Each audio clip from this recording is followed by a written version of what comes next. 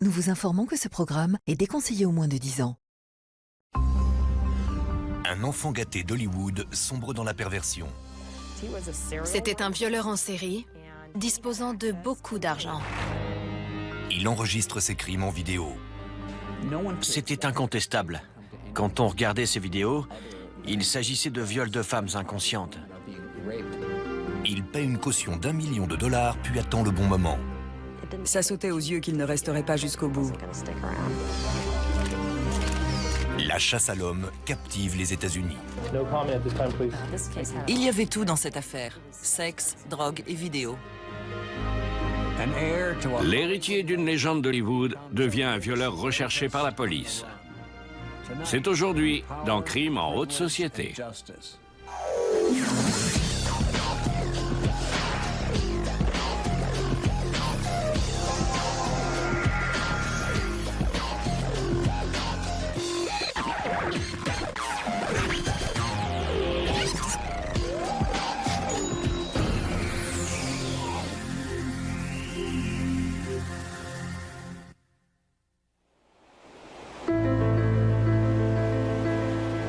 Muscle Shoals, dans le sud de la Californie.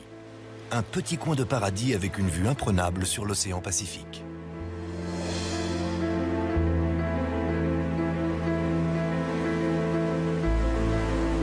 Les surfeurs et autres amateurs de farniente sont très fiers de pouvoir s'installer ici. On ne parle pas beaucoup de cette petite ville dans les journaux. Mais le 18 juillet 2000, un homme de 36 ans est arrêté devant sa maison qui fait face à la mer. Andrew Luster est l'héritier de Max Factor, une légende hollywoodienne du maquillage. Dans sa maison, la police trouve de la drogue, des armes et une collection d'effroyables films en vidéo qu'il aurait apparemment tournés. À la fin de l'enquête, Andrew Luster doit répondre de 87 chefs d'accusation pour avoir drogué et violé des jeunes femmes. Il est atteint d'une maladie qui va jusqu'au tréfonds de son âme. Il aime avoir des rapports sexuels avec des femmes qui sont comme mortes. La presse se rue sur cette affaire. Andrew Luster est l'arrière-petit-fils de Max Factor, le roi des cosmétiques. Les médias le surnomment l'héritier Factor, mais le procureur le qualifie de prédateur sexuel. Quand j'habitais à Los Angeles, j'ai rencontré plusieurs membres de la famille d'Andrew Luster. Ils étaient très aimables, très respectés. Certes, Andrew n'était sans doute pas le premier héritier à devenir un tombeur, mais il était malade. Et le pire dans tout ça, c'est qu'il a failli s'en tirer. Andrew Luster est placé en résidence surveillée lorsque l'affaire se prolonge. Il risque alors plus de 100 années de prison et il n'a aucune intention de purger cette peine. Le 3 janvier 2003, il prend la fuite. Une traque à l'échelle mondiale est lancée pour le retrouver. Un chasseur de primes appelé Dwayne Dog Chapman est déterminé à l'amener devant la justice. Il peut être n'importe où, dans n'importe quel pays. Dog, le chasseur de primes, est à ses trousses. Je suis implacable et impitoyable. Je le capturerai. Dwayne Chapman cherche à tout savoir sur Andrew Luster.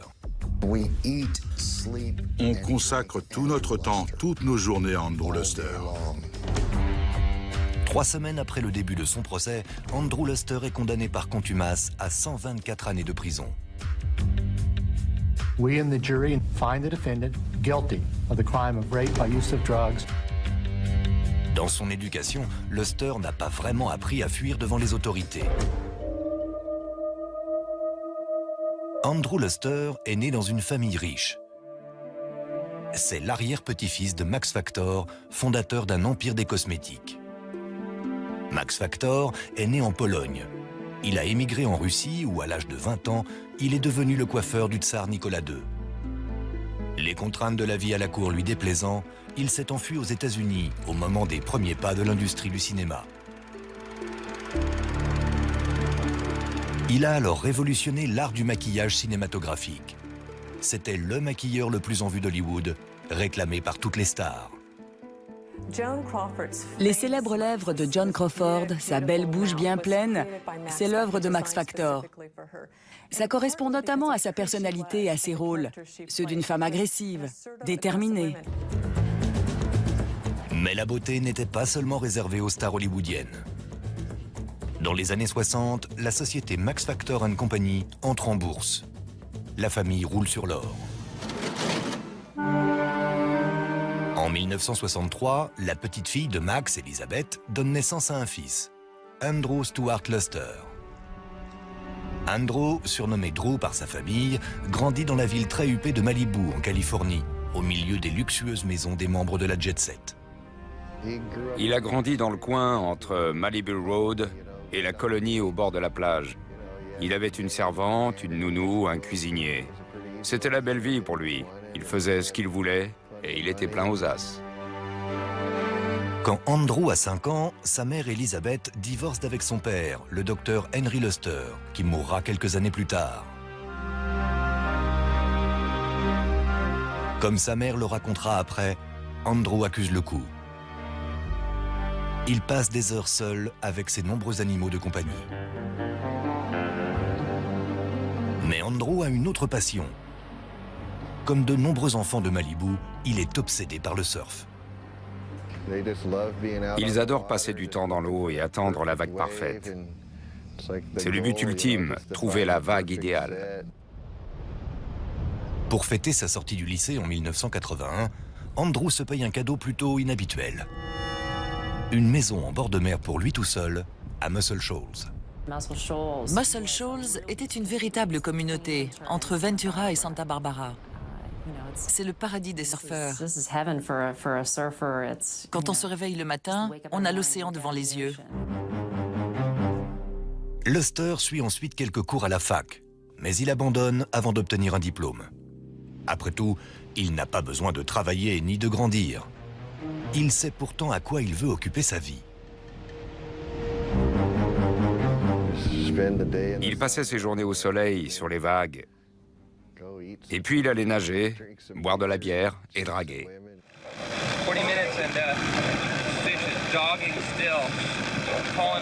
Il ne garde jamais très longtemps un emploi.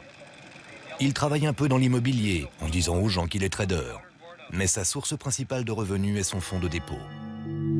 Grâce à son argent, il s'achète une deuxième résidence. Un appartement dans la ville de pêche de Cabo San Lucas au Mexique. C'est un pêcheur hors pair qui adore se pavaner devant les caméras avec une canne à pêche. Il aimait beaucoup être filmé. Il n'était pas du tout timide, il regardait droit dans l'objectif et il faisait son show.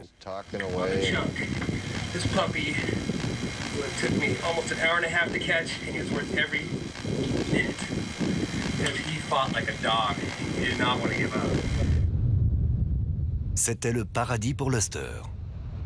Il se rend tout seul à Cabo plusieurs fois par an pour surfer et pêcher à loisir.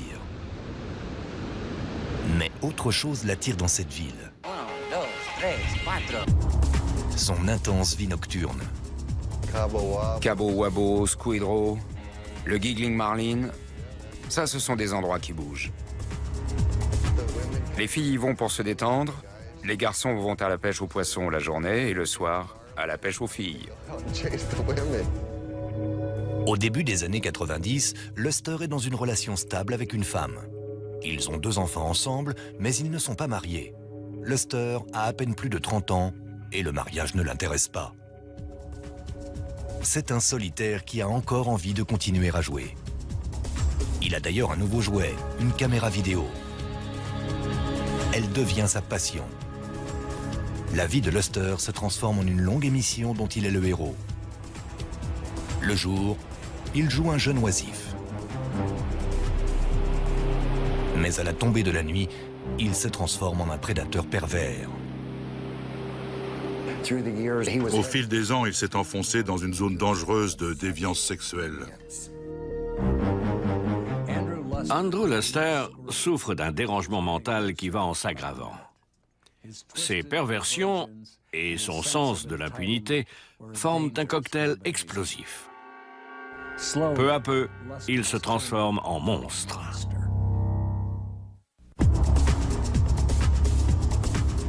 Au milieu des années 90, Andrew Luster mène une vie dédiée au plaisir.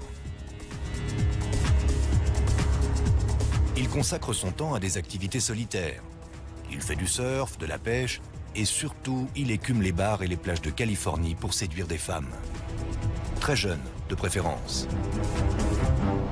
En 1996, Luster rencontre Shauna sur la plage. Elle a à peine 16 ans. Luster en a 32. Il ne recherche pas l'âme sœur. Il veut simplement sentir qu'il a du pouvoir sur les femmes. La différence d'âge y contribue. Mais il a une autre méthode beaucoup plus funeste. Shauna et ses amis aiment traîner dans la maison de Luster. Le bar est toujours plein. Mais il n'y a pas que de l'alcool chez lui. Il y a aussi de la marijuana, de la cocaïne et une autre drogue qui commence seulement à se répandre, le GHB. Son nom scientifique est gamma-hydroxybutyrate et l'un de ses surnoms est Liquidex. C'est un sédatif qui, selon les doses, peut avoir des effets différents. Certains disent que c'est un aphrodisiaque en petite quantité, mais à forte dose, on parle plutôt de vertige, de perte de la notion du temps.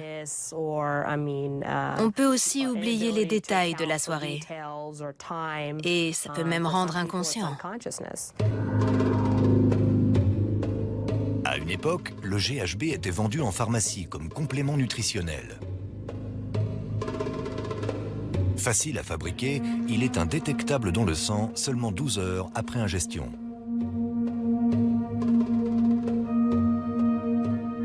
Un soir, alors que Shauna est chez lui, Luster verse du GHB dans le verre de la jeune fille sans qu'elle s'en aperçoive. Elle perd connaissance. Luster insère une cassette dans sa caméra, la met en marche, décrit ce qu'il compte faire, puis viole sa proie inconsciente. Shauna se rappelle seulement s'être réveillée le matin sans aucun souvenir des événements de la nuit précédente. Selon toute apparence, Andrew Luster est comme de nombreux autres jeunes fils de riches qui habitent à Muscle Shoals. Dans la journée, il s'amusait sur la plage et draguait des filles, tout à fait normalement. Mais la nuit, c'était un véritable détraqué sexuel. Il avait deux visages, Dr. Jekyll et Mr. Hyde. Un soir, dans un bar de Santa Barbara, Luster rencontre Tonya. Elle a 23 ans. Elle l'accompagne chez lui, où il lui propose du GHB, prétendument pour la détendre. Pendant qu'elle est inconsciente, il la viole et filme son forfait. Andrew Luster était un prédateur sexuel de sang-froid. Son terrain de chasse privilégié, c'était les bars du centre-ville, les bars d'étudiants de Santa Barbara. Il s'efforçait de s'habiller comme les jeunes, de parler comme eux. Vers minuit, le 14 juillet 2000, Luster se rend au O'Malley's, un bar dans State Street à Santa Barbara. Il y rencontre Carrie, étudiante à l'Université de Californie. Il fait chaud. Luster tend un verre à la jeune fille, additionné de GHB. Ensuite, tout se met à tourner. Peu après, elle se retrouve dans le 4x4 de Luster, en route vers Muscle Shoals. Sitôt dans la maison, Luster redonne un verre à Carrie. Elle se sent mal et demande ce qu'il y a dedans. Il répond « du Liquidex ». La jeune fille s'évanouit. Pendant qu'elle est inconsciente, Luster la viole. Le lendemain matin, elle se réveille dans le lit de Luster, nue. Pendant 3 jours, elle ressasse mentalement l'horrible expérience qu'elle pense avoir vécue. Puis elle appelle la police. Elle ne se souvenait pas de tout par ordre chronologique. Elle se souvenait seulement de morceaux épars. Elle savait qu'elle avait été agressée sexuellement. Elle était très perturbée émotionnellement. Ça faisait 3 jours que ça lui trottait dans la tête. C'est extrêmement difficile d'aller au poste de police et de raconter qu'on a été violé. L'agent Melissa Smith écoute la jeune étudiante en détresse pendant plusieurs heures. Je croyais ce qu'elle me disait. Mais je me demandais aussi comment j'allais convaincre le public, un jury, de la véracité de ces dires. Melissa Smith demande à Carrie d'appeler Luster. On s'était installés dans une pièce et j'écoutais leur conversation. Je lui avais demandé de dire qu'elle s'était bien amusée et qu'elle avait envie de le revoir. Dude, what did you put in my drink? Liquid X. Liquid X? Yeah. Is that the same as GHB? Because like I've done ecstasy before and like it wasn't exactly the same. Like it was fun, but It's good though. do you have any more of that left? Yeah. You do? You should do so. Totally. Yeah. You don't have to drug me to have sex with me this time, okay? Okay. Il a complètement mordu à l'hameçon. Il lui a proposé qu'elle aille chez lui le lendemain, ce qui était exactement ce que nous voulions. À l'heure du rendez-vous, c'est la police qui vient chez Luster, pas Carrie. Les autorités sont là pour l'arrêter, muni d'un mandat de perquisition de son domicile. Il était sous le choc. Il n'arrêtait pas de répéter « Hey, j'habite ici, il y a erreur sur la personne ». Je crois qu'il a été pris au dépourvu. Les enquêteurs savent qu'ils tiennent leur homme. Ils pensent trouver des preuves chez Andrew Luster, mais ne s'attendent pas aux effroyables cassettes vidéo sur lesquelles ils tombent.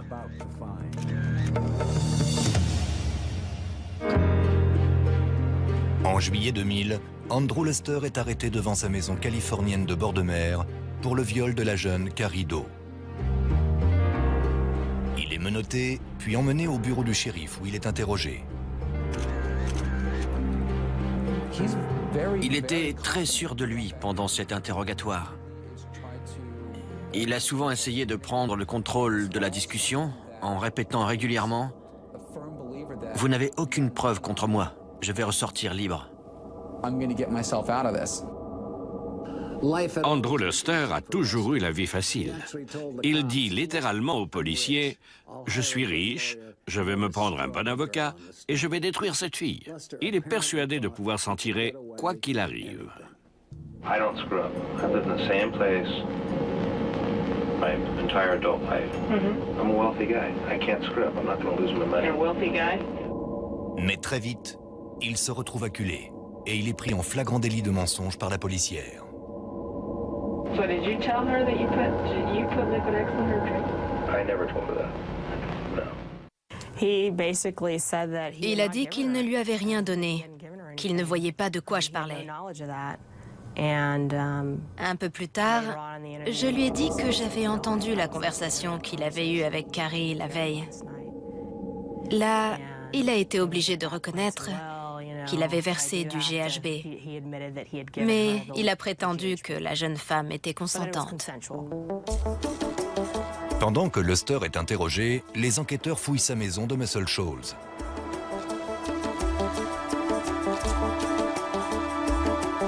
Ils trouvent de la marijuana, de la cocaïne, des sédatifs, des champignons hallucinogènes.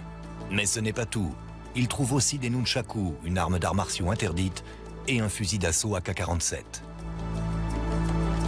Mais ce n'est encore rien comparé à ce qu'ils trouvent ensuite. Empilés sur une étagère, des dizaines de cassettes vidéo contenant les films tournés par Luster. Il y en a une qui a attiré notre attention, celle marquée « Shauna plus GHB ». C'est celle-là que nous avons regardée en premier. Et le film était très, très dérangeant. Sur cette vidéo, on voit une fille allongée, inconsciente. Luster entre dans le cadre, s'assied sur le bord du lit, regarde la caméra et commence son récit. Il dit « Beaucoup de gens rêvent de Noël et de Thanksgiving. Moi, je rêve de ça. » En visionnant les autres cassettes, les enquêteurs assistent à d'autres scènes où Luster viole des filles apparemment inconscientes. Elles sont dans le coma. Elles ronflent. Elles sont sans vie. Il est obligé de les soulever et de les mettre dans d'autres positions. Il viole ces femmes sans montrer la moindre trace de remords. C'est le portrait vidéo d'un effroyable prédateur sexuel. Une semaine plus tard, Luster comparaît devant un juge et il est inculpé d'empoisonnement et de viol. sa caution est fixée à un montant record pour le comté de Ventura. Le procureur a demandé une caution de 10 millions de dollars, ce qui a été accordé. C'était du jamais vu.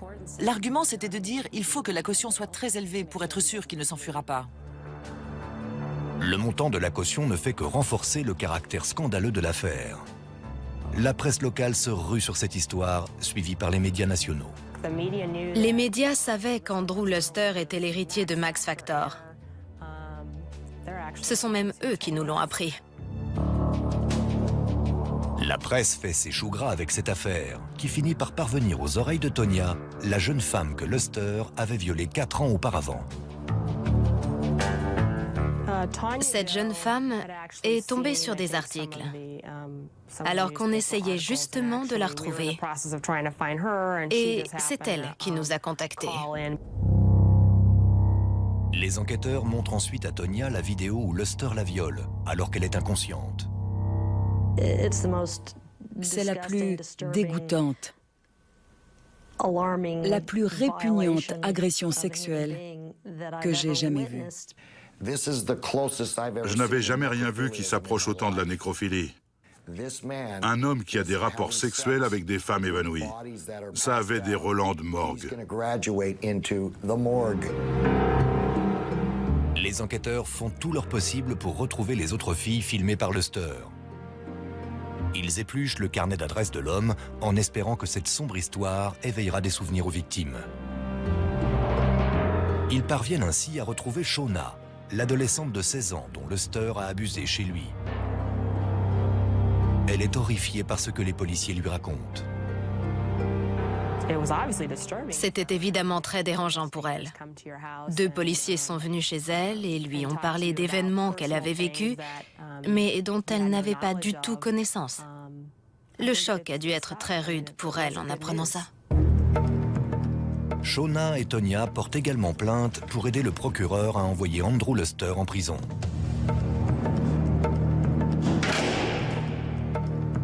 Entrez dans la cellule. Cet homme, qui a toujours agi selon ses désirs, se retrouve confiné dans une cellule d'1,50 m sur 2,40 m, avec une seule heure par jour pour faire du sport et se doucher. La fortune d'Andrew Luster lui a ouvert des portes toute sa vie. Sauf que maintenant, elle ne peut pas le faire sortir de sa cellule. Luster est pourtant certain qu'il y a un moyen de s'échapper, et hélas, il a raison. En apprenant que sa caution est fixée à 10 millions de dollars, Andrew Luster est outré. Alors que le procureur avertit que l'accusé risque de s'échapper et de commettre d'autres viols, les avocats de la défense plaident pour la liberté de leur client. C'est comme s'il n'avait pas de caution. C'était notre argument et il a été retenu. La Cour d'appel a eu raison de réduire le montant de la caution. Le juge fixe la caution à un montant inférieur que Luster peut payer, 1 million de dollars. C'est beaucoup pour la plupart des gens, mais peu pour la famille Luster. C'est même une somme qu'elle peut non seulement verser, mais se permettre de perdre au cas où Andrew déciderait de se faire la belle. Il pouvait être libéré sous caution, tant qu'il était placé sous résidence surveillée et avec un bracelet électronique à la cheville, pour qu'il ne puisse pas s'éloigner de sa maison. Si les bracelets électroniques sont monnaie courante chez les jeunes délinquants, Andrew Luster devient le premier adulte du comté de Ventura à devoir en porter un. Le bureau du shérif proteste. C'est grâce à sa fortune que Luster a le droit d'être en résidence surveillée. De lourdes accusations pesaient contre lui. C'était un violeur en série, disposant de beaucoup d'argent. C'était des conditions qui n'avaient jamais été imposées par la Cour de Californie pour qui que ce soit. Et il y a eu une polémique sur le fait qu'elles étaient appliquées à un homme riche, de milieu aisé. Cela a forcément soulevé des questions. Andrew Luster n'aurait jamais dû pouvoir être libéré sous caution. Nous nous sommes inclinés devant son statut et sa position. Les auditions préliminaires commencent en juin 2001. L'accusation doit prouver qu'elle dispose d'assez de preuves pour aller jusqu'au procès. À 37 ans, Luster se complaît dans le rôle d'un innocent accusé à tort. Avec son langage corporel, il exprimait son indignation, sa volonté de réfuter des accusations qu'il estimait complètement fausses. Selon lui, ces femmes mentaient et avaient eu des rapports consentis avec lui. Il prétendait que les avocats de l'accusation agissaient par pudibonderie et cherchaient à le salir par des mensonges. 3 victimes présumées de Luster, Carrie, Shona et Tonya, témoignent qu'elles ont été endormies sans leur consentement. Et les vidéos filmées par Luster montrent la suite des événements. Il avait de nombreuses occasions de s'interrompre et de mettre fin à ses agressions sexuelles. Au lieu de ça, il changeait la musique. Il allait chercher d'autres objets dont il se servait pour ses forfaits. Et à chaque fois, ça faisait un chef d'accusation supplémentaire contre lui.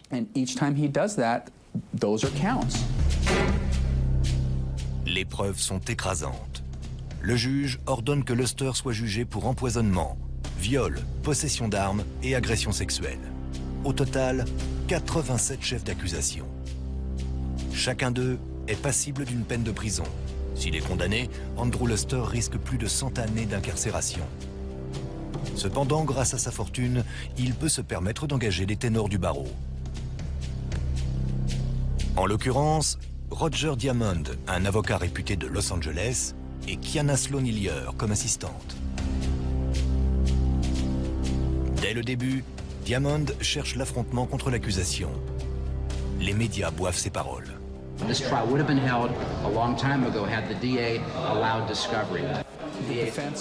La défense voulait que le procès se règle dans les médias, alors que nous voulions qu'il se déroule dans une salle d'audience. C'est là que doivent se passer les procès, pas en une des journaux, ni aux infos télévisées.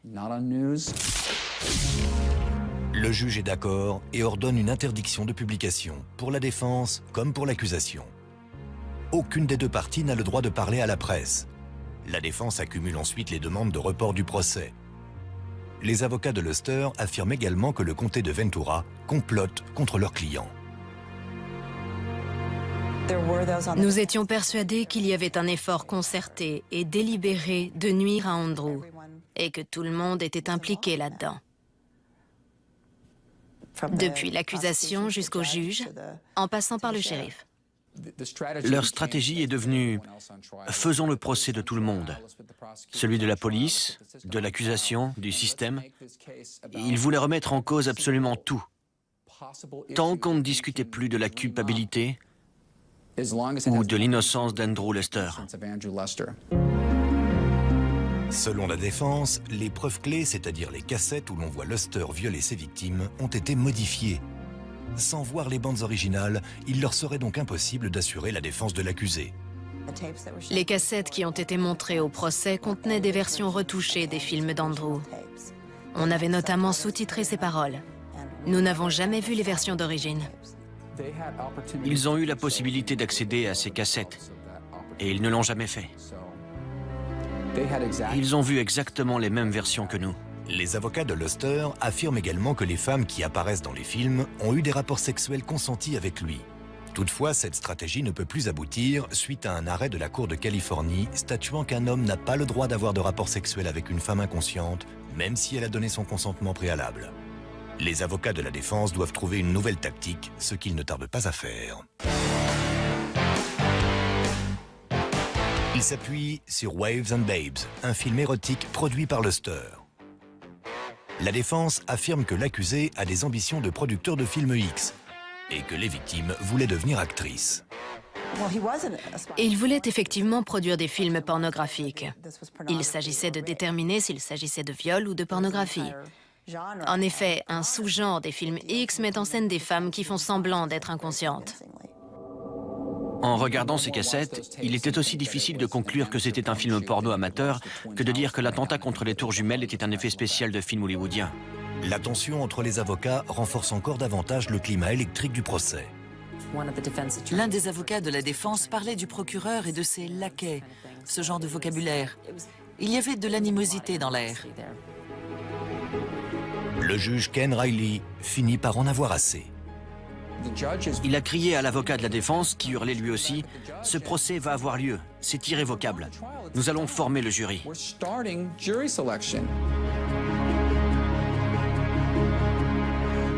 Grâce à son portefeuille bien garni et au talent de ses avocats, Andrew Luster a réussi à retarder le procès pendant près de 2 ans et demi. Mais l'heure de vérité est arrivée. On dirait qu'il va aller en prison, malgré son nom et sa fortune.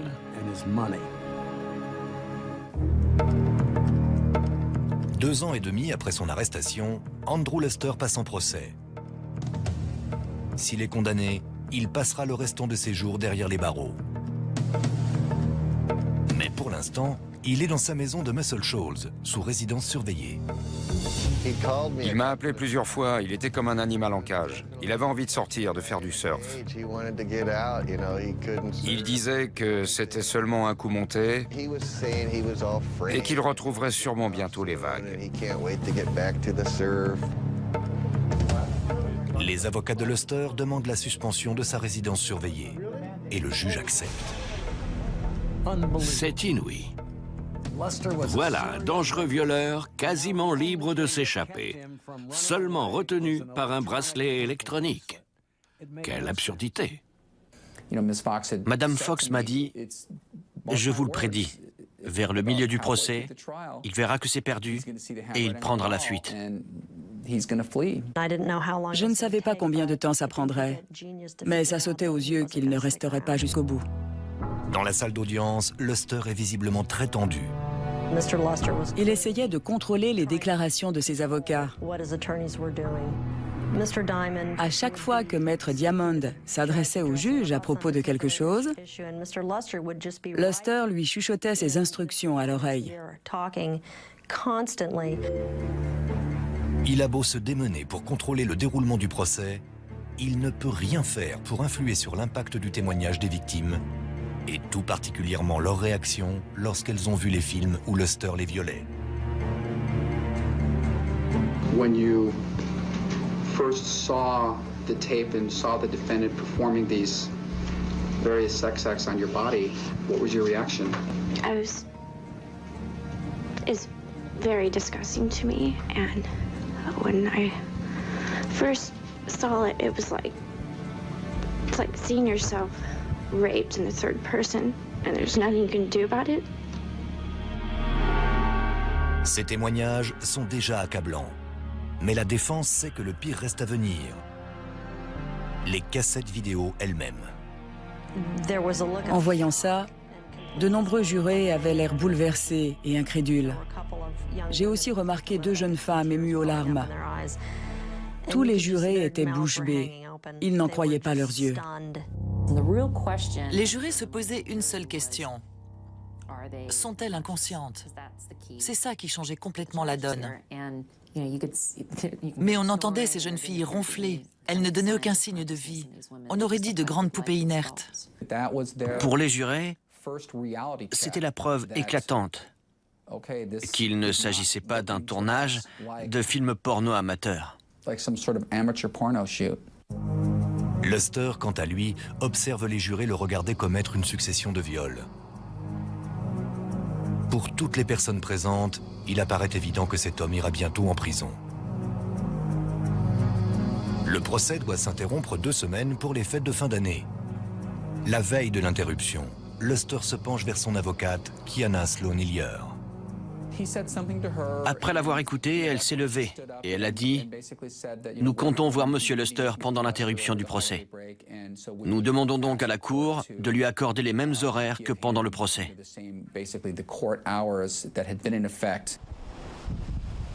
La défense demande que pendant l'interruption du procès, Luster ait le droit de quitter son domicile 12 heures par jour.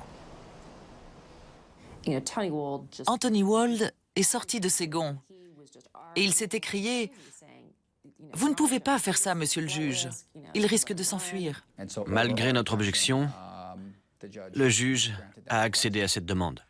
Pendant l'interruption, Luster se concerte avec ses avocats qui pressentent que la culpabilité va être prononcée et se prépare à faire appel du jugement. Luster, lui, se prépare à toute autre chose. Le matin du vendredi 3 janvier 2003, Andrew Luster sectionne son bracelet électronique, sort de chez lui et monte dans son 4x4. Il roule pendant 2 heures vers le sud jusqu'à Santa Monica et se gare au coin de San Vicente et de la 10e rue. Il sort ensuite du véhicule et disparaît. C'est assez évident qu'il envisageait cette solution depuis longtemps. Il a bien vu que ça sentait le roussi. Les autorités se sont rendues compte de sa disparition à 20h30, alors qu'il était parti de chez lui à 8h du matin. Il avait beaucoup d'avance. Il pouvait déjà être très loin. En fouillant la maison de Luster, les enquêteurs s'aperçoivent que ses habits d'été, son chien et de précieux objets d'art indien n'y sont plus. Quelques jours plus tard, des mandats d'arrêt sont lancés contre Andrew Luster au niveau local et fédéral. En son absence, le procès reprend. Le lundi matin, à la place d'Andrew Luster, il y avait une chaise vide. Maître Diamond a dit que son client avait peut-être eu un accident de voiture et que son absence était sûrement explicable. Anthony Wald a répliqué aussi sec, et pourquoi pas un enlèvement par les extraterrestres tant qu'on y est. Il a fui, c'est tout. La disparition de Luster fait la une de tous les journaux californiens. Un homme s'intéresse tout particulièrement à cette affaire. Un chasseur de primes nommé Dwayne Dog Chapman. J'ai lu dans les journaux que Luster avait pris la fuite pendant le week-end, après s'être débarrassé de son bracelet électronique. Pour mon équipe et moi, ça a marqué le début de la traque. Dwayne Chapman est un sacré personnage. Il vient d'un monde totalement différent de celui de Luster. Il a grandi dans un milieu pauvre, a fait partie d'un gang de bikers et a fait de la prison au Texas. Le détraqué sexuel a désormais un chasseur de primes blond et coloré sur ses traces. Et notre histoire va devenir plus étrange encore. Le lundi 6 janvier, le procès pour viol d'Andrew Luster reprend, sans l'accusé. Cela fait 3 jours qu'il a complètement disparu. Il reste introuvable. I would tell Andrew Luster now, please return. It does not do any good to be away.